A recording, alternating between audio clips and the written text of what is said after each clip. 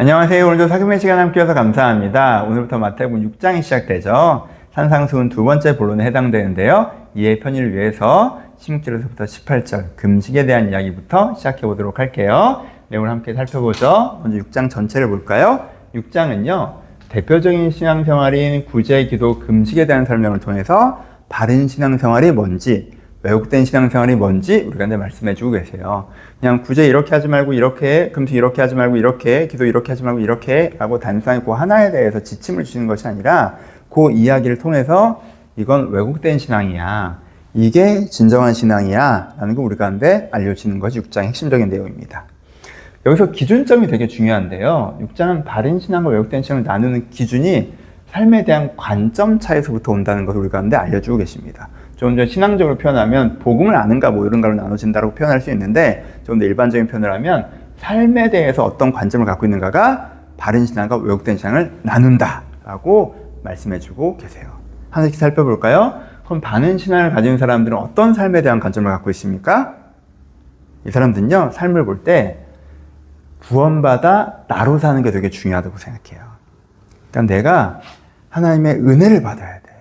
하나님의 사랑을 경험해야 돼. 그래야 내 영혼, 내 자신이 회복돼. 그 다음부터 내가 나 자신으로서 나답게 살아가면 그게 잘 사는 거야. 내가 만약에 은혜를 못 받아, 그럼 내가 어떤 사람인지 모른 채로 사는 거잖아. 그게 제일 못 사는 거야. 이게 이 사람의 삶에 대한 이해예요. 삶이라고 하는 건 은혜 받고 내 진심을 회복하여서 내가 나 자신으로서 살아가는 것. 이게 삶이에요. 이게 좋은 삶이에요. 그러다 보니까 이 사람에게는 뭐가 중요해요? 이 은혜의 서정, 이 은혜의 과정이 중요하죠. 내가 회개를 잘해야겠고, 내가 믿음의 고백을 잘해서 은혜를 받아야겠고, 그 다음에 변화의 삶을 잘 지켜가야겠고, 이런 은혜의 서정이 중요하단 말이에요. 그래서 이 사람들에게 신앙생활은 이 은혜의 서정을 담는 그릇이 되는 거죠. 내가 회개를 잘하고 싶어. 내가 금식. 내가 믿음의 신앙생활을 잘하고 싶어. 기도.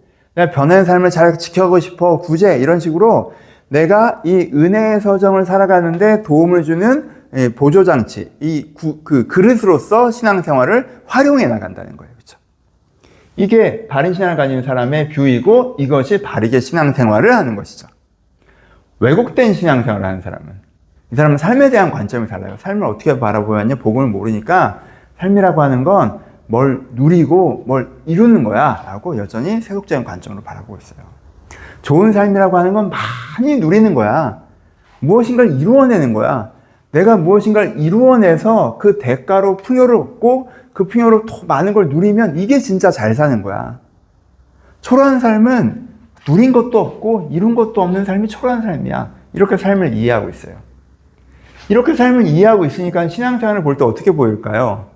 신앙생활은 이 은혜를 추구하는 사람이 갖게 되는 은혜를 향한 그릇인데, 이 사람은 그 의미를 다 모를 수밖에 없죠. 무슨 설명을 들어도 머리에 안 들어와요. 머리에 안 들어와요. 삶에 대한 이해가 이러니까.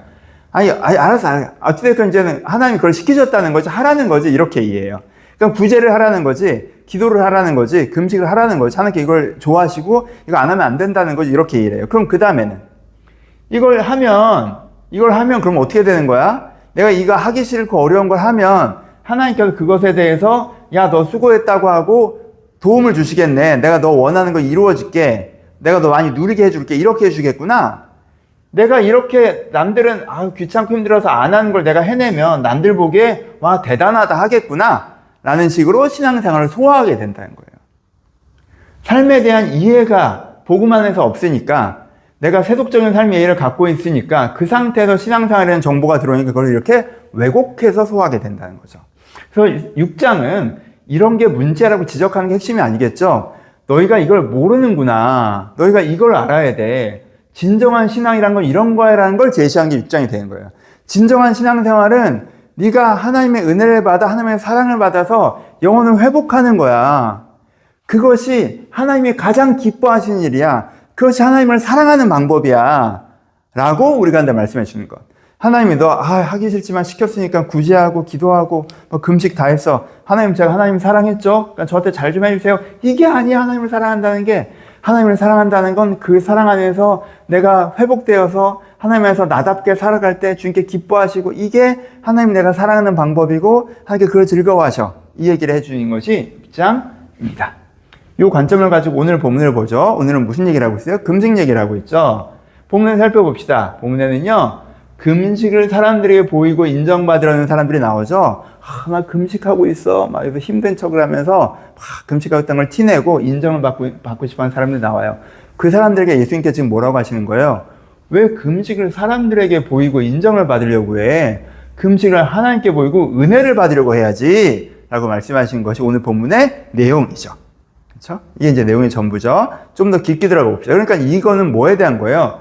금식이 뭔지 모르고 있는 거죠. 그렇죠? 그럼 금식을 이상한 방법으로 소화하고 있는 거예요. 왜곡된 신앙생활로. 그 금식의 의미는 뭡니까?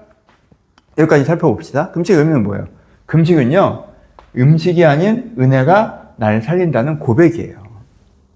내가 밥을 먹어야 내 몸이 살잖아. 하나님, 이 몸이 내가 아니에요. 내가 영적인 양식, 영혼의 양식, 생명의 떡, 하나님의 사랑을 먹어야, 은혜를 먹어야 내 영혼이 살아요. 라고 고백하는 거예요. 이걸 안 먹는 걸 통해서 하나님, 저는 떡으로 살지 않고 하나님의 떡, 생명의 떡으로 삽니다. 라고 고백하는 거예요. 그리고 또 뭐예요? 간구하는 거죠. 하나님, 제가 이 기본적인 욕망인 식욕을 멈추는 걸 통해서 이 욕망부터 자유하고 은혜로 살길 바랍니다. 내 몸의 욕망이 내 삶을 주관하는 것이 아니라 내 영혼이 내 삶을 주관하길 바랍니다라고 간구하는 거예요. 그게 금식이에요. 그래서 금식은 그 자체로 설교이자 기도예요. 내가 뭐에 대한 설교이자 기도하냐면 죄자유에 대한 설교와 기도예요. 그렇지. 내가 음식으로 사는 게 아니라 내가 은혜, 하나님의 사랑으로 살지. 그렇지. 내가 욕망에 휘둘려서 살면 안 되고 내가 은혜 받고 변화되어 살아야지. 그래, 나답게 살아야지. 죄자유 받아야지. 이런 고백과 간구, 이것을 다시 한번 기억하는 설교이자 기도, 고백과 간구가 금식이란 말이에요. 그렇죠? 그렇죠? 이걸 알면 그걸 사람들이 보이려고 할 리가 없죠. 당연히 하나님께 보이려고 하는 거예요. 하나님 은혜 달라고 하는 거죠. 그렇죠? 그렇게 되는 거죠. 근데 이걸 모르면, 복음에 대해서 무지하고 누린과 이루는 것이 삶이라고 생각하고 있으면 금식은 의미 없지만 시키신 어려운 일이에요. 가끔 굶어야 돼. 배고프. 근데 하나님께 그거 좋아하셔. 했어. 시켰어. 해야 돼. 어려운 일이에요. 근데 이 어렵다는 이유로 안 하는 사람들이 있어. 근데 나는 해. 그러면 하나님께 시킨 걸 어려워서 했으니까 내가 보상을 받겠구나. 해야 되는데 어렵다고 안 하는 사람들에게 이걸 해낸 사람들은 항상 인정을 받아야지 라고 소화가 되는 거죠. 되게 복음을 모르면 나타나는 자연스러운 현상이 된다는 거예요. 그래서 이렇게 하지 마 핵심이 하는 게 아니라 네가 뭘 모르는구나. 이걸 알아야 돼. 이게 진정한 신앙생활이야. 그냥 진짜 은혜 받고 변화돼. 새 사람 돼. 그렇게 너 자신을 살아가. 그게 하나님을 기쁘시게 하는 일이야. 라고 말씀해 주신 것이 오늘 말씀의 핵심입니다. 묵상하고 적용해보죠. 첫 번째, 사람에게 인정받는 게 중요한 사람. 이 부분도 한번 간단하게 묵상해 보셨으면 좋겠어요. 인정받는 거 좋죠. 여러분, 내가 사회에서 삶을 살아가고 관계의 삶을 살아가는데 내가 인정을 받는다는 건 내가 잘했다라는 걸 다시 한번 나에게 피드백해 주는 거니까 얼마나 좋은 겁니까? 근데 그 정도가 아니라 내가 내 사회적인 이미지가 깨지면 내가 없어지는 것처럼 충격을 받고, 내가 사회에서 좀 인정을 받으면, 사람한테 인정을 받으면 막 내가 완성된 것처럼 너무 좋고, 내가 뭘 하는 이유가 결과적으로 항상 인정 욕구가 되고, 내가 직장에서 일할 때 막 인정받으려고 하고, 막 관계적으로 되게 인정받으려고 하고, 뭔가 내가 계속 인정 욕구가 나를 지배하고, 그러고 있으면 여러분 문제가 있다는 걸 좀 인지를 하셔야 돼요. 내 기준이 사람들의 평가라는 거잖아요. 그럼 내가 하나님의 기준에서 멀어졌다는 거죠. 그렇죠? 내가 우상숭배하고 있다는 뜻이잖아요. 내가 지금 문제가 있다는 걸 인지하셔야 돼요. 인정 욕구가 너무 크다면, 사람들의 인정에 내가 되게 심하게 흔들린다면, 내가 지금 기반에 문제가 생겼구나. 내가 기반에 문제가 있는 사람인 걸 알고 복음으로 돌아서줘야 합니다. 그렇죠? 인정 욕구대로 하지 말아야지. 이런 율법으로는 안 되고, 그렇게 안 되고, 복음으로 돌아서줘서 진짜 하나님 앞에서 내 존재를 찾아가고, 내 자신, 내 스스로 내 가치를 인지하고, 이게 이 방향으로 가셔야 돼요. 체크해 보셨으면 좋겠고요. 두 번째, 이미 계속 말씀드렸던 거죠. 삶의 의미가 굴절되면 신앙의 의미도 굴절된다. 내가 삶을 누림과 이름으로 바라보시면 안 돼요. 여러분, 그 세속적인 뷰에서 벗어나지 못하는 한 내가 신앙생활에 어떤 정보를 줘도요, 그 틀에서 내 안에 재해석합니다. 머리로는 복음을 알고 있어도 내 마음에 여전히 나한테 삶은 난 그냥 이루고 싶어, 누리고 싶어 하는 그거 해주셨으면 좋겠어가 내 기반이면요, 어떤 신앙적인 예례에도요 그게 이제 굴절돼 버려요. 그래서 왜곡되어 소화됩니다. 이거 먼저 바꾸셔야 돼요. 여러분, 삶은요 누리고 이루는 게 중요한 게 아니에요. 어느 정도 우리 가운데 있고 가장 큰 선물이죠.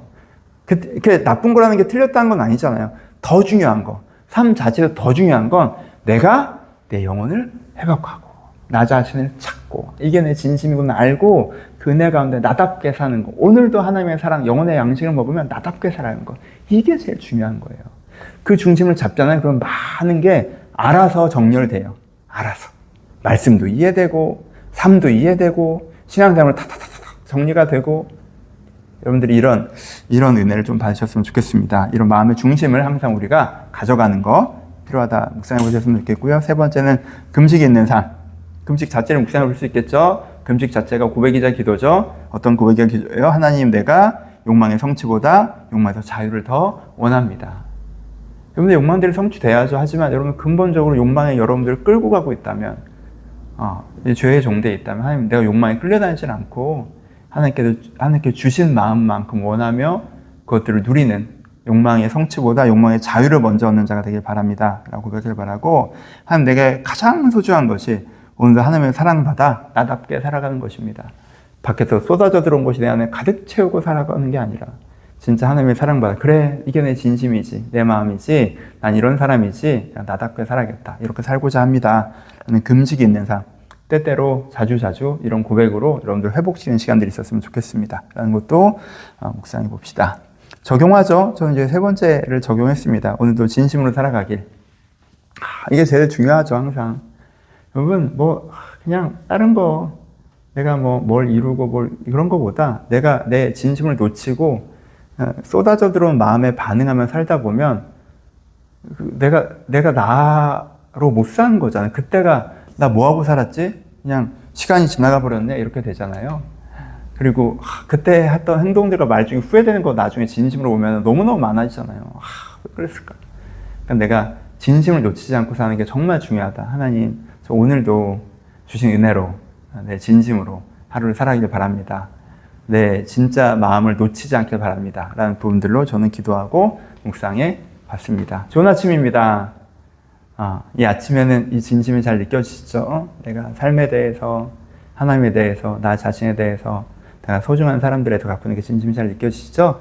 진심이 여러분들의 오늘 여러분들 놓쳐지지 않았으면 좋겠습니다. 하나님께 오늘도 여러분들에게 보호막 되셔서 진심을 잘 지키고 주변에 여러 가지 여러분 흔드는 것들이 있다 할지라도 평온하게, 나답게, 나의 속도와 나의 걸음으로 그렇게 하나님 앞에서 잘 살아내시고 저녁 때는 사람들의 그런 거랑 상관없이 나 오늘 내 속도로 잘 살았구나 라고 뿌듯해하시는 그런 하루셨으면 좋겠습니다. 오늘도 좋은 하루 보내세요.